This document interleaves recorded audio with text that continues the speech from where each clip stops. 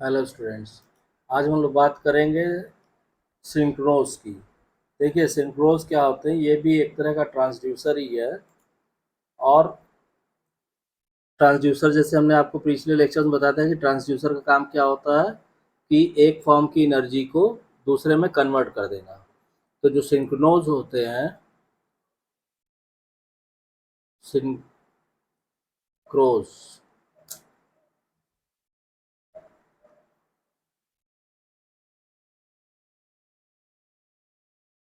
ठीक है।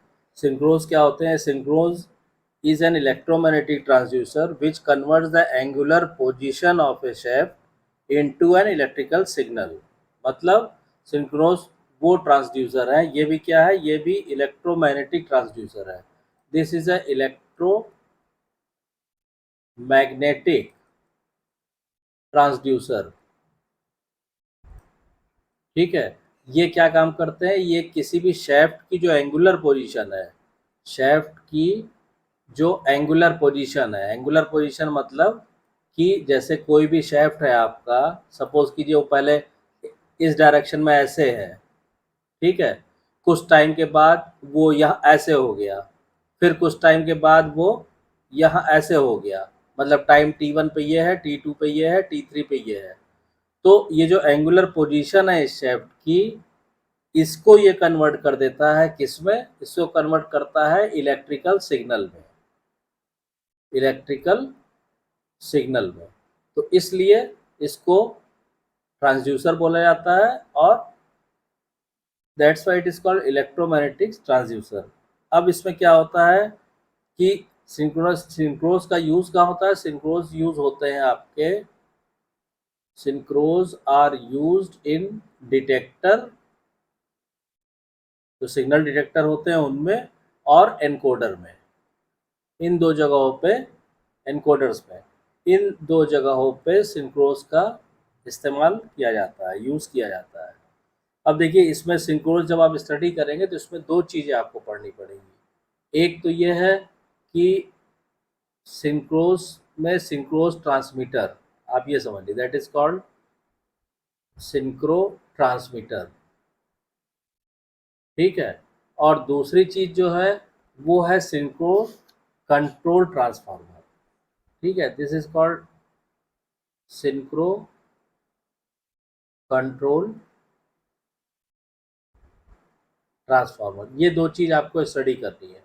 तो हम स्टडी कर शुरुआत करते हैं सिंक्रो ट्रांसमीटर से। देखिए सिंक्रो ट्रांसमीटर क्या होते हैं कि सबसे पहले हम क्या करते हैं, हम इसका एक शिमेट्रिक डायग्राम आपको बना देते हैं। तब आपको फिर समझने में और मुझे समझाने में, दोनों में जो है आसानी रहेगी। तो इसमें क्या कीजिए कि सबसे पहले आप इसका कंस्ट्रक्शन कीजिए। मान लीजिए हमने कहा कि ठीक, ये हो गया। अब इसके अंदर हमने एक शेफ्ट बनाया, और सपोज कीजिए वो आपका शेफ्ट जो है, इस समय हमने कहा कि इस तरह अलाइन है, ये हमने लिया, ये है, ठीक है। अब इसको हमने ड्रॉ किया ऐसे, और थोड़ा आगे हो गया, टच नहीं करेगा यहाँ पे।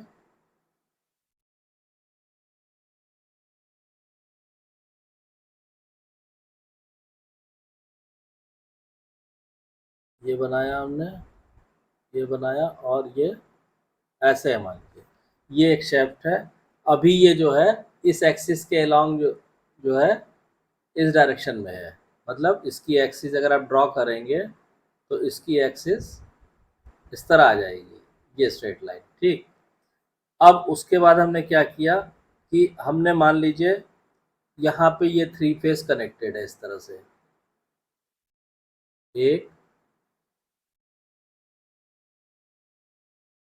दो, और तीन, ठीक है। ये पॉइंट मान लीजिए ए है, ये बी है, और ये सी है।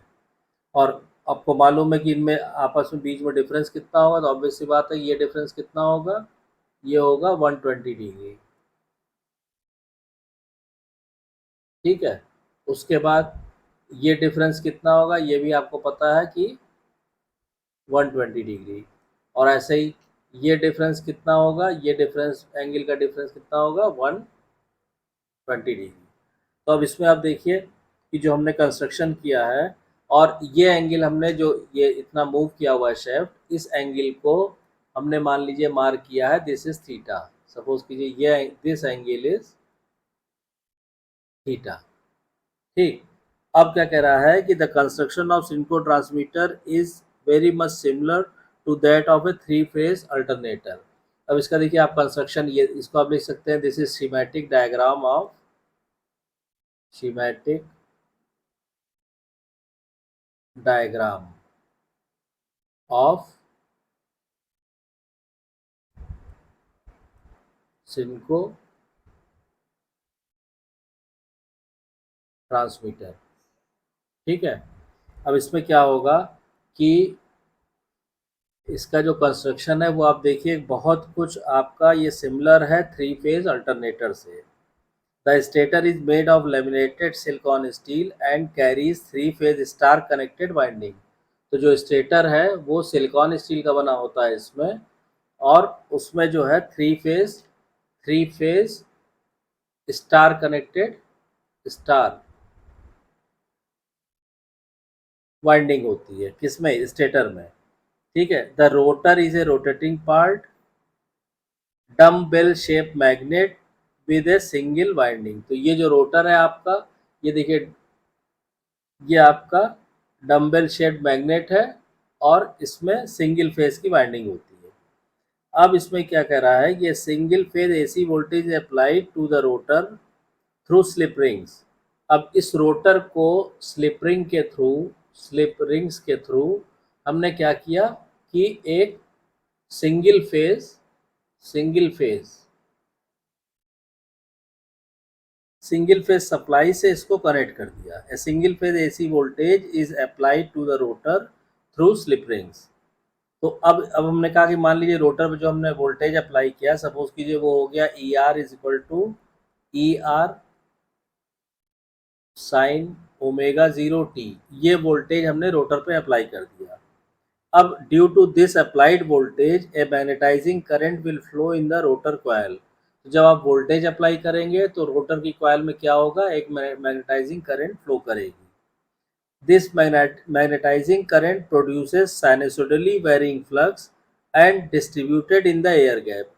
तो मैग्नेटाइजिंग करंट की वजह से क्या होगा कि एक फ्लक्स जनरेट होगा जो साइनसोइडल नेचर में होगा, और वो डिस्ट्रीब्यूट हो जाएगा किसमें, एयर गैप में। जो स्टेटर और रोटर के बीच में जो एयर गैप होता है उसमें वो डिस्ट्रीब्यूट हो जाएगा। Because of transformer action voltages get induced in all stator coil. ठीक है। अब देखिए रोटर की कॉइल में आपने करंट फ्लो की, मैग्नेटिक फ्लक्स इंड्यूस हुआ, वो फ्लक्स कहाँ पे फैल गया, एयर गैप में जो स्टेटर और रोटर के बीच है। तो उससे क्या होगा, इलेक्ट्रोमैग्नेटिक इंडक्शन के थ्रू स्टेटर के कॉइल्स में भी वोल्टेज इंड्यूस हो जाएगा। ठीक है। Because of transformer action voltages get induce in all stator coil which is proportional to cosine of angle between stator and rotor coil axis. मतलब stator coil में जो वोल्टेज इंड्यूस होगा, स्टेटर कॉइल में जो वोल्टेज इंड्यूस होगा transformer action से, वो voltage proportional होगा कॉस ऑफ स्टेटर और रोटर के बीच के, स्टेटर और रोटर की एक्सिस के बीच का जो एंगल है, जैसे यहाँ पे थीटा है, तो ये जो है, जैसे अगर इससे आप बात करेंगे इस कॉइल से, तो ये एंगल कितना आ जाएगा, थीटा, तो कॉस थीटा। इससे आप बात करेंगे बी से, तो 120 प्लस थीटा। इससे सी से आप बात करेंगे तो 120 ये और 120 ये, 240 और प्लस थीटा। ठीक। इसका मतलब अगर हम इसको लिखें कि ई ए एन कितना आएगा, तो ये आएगा हमारा के E R sine omega 0 t cos theta. ठीक। ई बी एन की हम बात करेंगे तो ये आ जाएगा के E R sine omega 0t cos theta plus 120 degree, क्योंकि यहाँ से जब आप लेंगे ये है बी, तो यहाँ से जब आप लेंगे तो ये पूरा एंगल आएगा 120 प्लस बी। ऐसे फिर आप सी के लिए लेंगे तो सी से आप लेंगे तो ये पूरा एंगल आएगा थीटा प्लस 240। तो यहाँ पे लिखेंगे ई सी एन इक्वल टू हो जाएगा के E R sine omega 0t cos theta plus 240 degree. तो ये ईएमएफ जो है इंड्यूस हो जाएंगे किसमें, स्टेटर की कॉइल्स में। ठीक, अब क्या होगा कि इसका अगर हम मैग्नीट्यूड निकालेंगे कि magnitudes of stator terminal voltage, अगर हम टर्मिनल वोल्टेजेस का मैग्नीट्यूड निकालने चलेंगे तो चलिए इसको नेक्स्ट पेज पे चलते हैं। हाँ, अब अगर आप निकालेंगे मैग्नीट्यूड ऑफ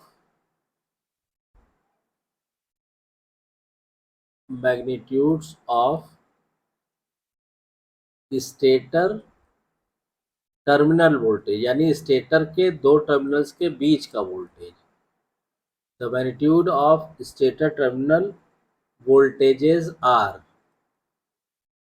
तो अब ये हम निकालेंगे तो मान लीजिए ई सी बी हम निकालें तो that will be equal to हो जाएगा E C N minus E B N. ठीक है, तो अब यहाँ पे हम केवल फार्मूला रख देंगे, अभी जो हमने निकाला था के E R sine omega 0t, तो ये हो गया, ब्रैकेट लिया हमने, ये हो गया minus cos of theta plus 120 degree. ठीक है, अब ये कॉस सी माइनस कॉस डी के फार्मूले से आप सिंप्लीफाई कर लीजिएगा ट्रिग्नोमेट्रिकल फार्मूले से, तो ये हमारा आ जाएगा के E R sine of omega 0t और इसको सिंप्लीफाई करके आएगा √3 साइन थीटा। ठीक है, तो इसलिए ई सी बी एक तरह से हमारा क्या आ गया, ई सी बी हो गया हम लोगों का √3 के E R sine omega 0t और साइन थीटा। ठीक है, ये स्टेटर टर्मिनल के बीच का टर्मिनल वोल्टेज आ गया ई सी और बी के। ऐसे ही आप ई ए सी निकालेंगे तो इसी फार्मूले से आप इसी मेथड से निकाल लीजिएगा, तो आ जाएगा √3 के E R sine omega 0t और यहाँ आ जाएगा साइन थीटा प्लस 120 डिग्री। ठीक है, ये आ जाएगा। फिर ऐसे ही ई सी बी हो गया, ए सी हो गया, और ई बी ए निकालेंगे, ये आ जाएगा √3 के E R sine omega 0t sine theta plus 240 degree. ठीक है, तो ये स्टेटर टर्मिनल्स के बीच का वोल्टेज भी निकल आएगा। अब इसमें देखिए क्या है कि अगर हमने कहा से सपोज कीजिए व्हेन थीटा इज 0, जब आप थीटा 0 लेंगे तो इसमें क्या होगा, the maximum induce voltage will be E A N and E C B will be 0, क्योंकि थीटा 0 लेंगे आप तो साइन 0 0 हो जाएगा, तो ई सी बी भी आपका 0 आएगा। और अभी पिछले पेज पे जो आपने वो निकाला था क्या नाम से ई ए एन, ये दोनों 0 है, यानी थीटा इक्वल टू 0 पे ई ए एन और ई सी बी ये 0 आ जाएगा। ठीक है, this position of the rotor is defined as electrical 0 of the transmitter and is used as the reference for indicating the angular position of the rotor. तो ये ध्यान रखिएगा कि जहाँ पे ये कंडीशन आएगी ई ए एन और ई सी बी 0 आएगा, इस पोजीशन को रोटर की, इस थीटा की वैल्यू इस पोजीशन को क्या बोलते हैं, electrical 0। This is called electrical 0 and it is used for reference. ये रेफरेंस की तरह इस्तेमाल किया जाता है, क्या इंडिकेट करने के लिए, इंडिकेट करने के लिए एंगुलर पोजीशन ऑफ